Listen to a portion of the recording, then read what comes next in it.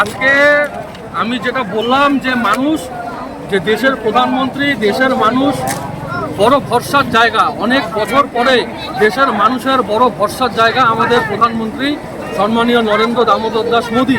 তিনি শুধু আমাদের দেশেরই নেতা নন, তিনি নিজের ক্যারিশমায়, নিজের কার্যপদ্ধতি, কর্মকুশলতায় সারা বিশ্বের তিনি নেতা হতে পেরেছেন এবং এটাই আমাদের কাছে গর্বের বিষয়। আর আজকে আলিপুরদুয়ারে পশ্চিমবঙ্গের মানুষ এটাই প্রমাণ করলো যে মোদিজি শুধু দেশেরই প্রধানমন্ত্রী নন, তিনি বিশ্ব নেতা, তিনি আমাদের সবার নেতা এবং আজকের জনবিস্ফোরণ এটাই প্রমাণ করছে। 26-এ কি মনে করছেন?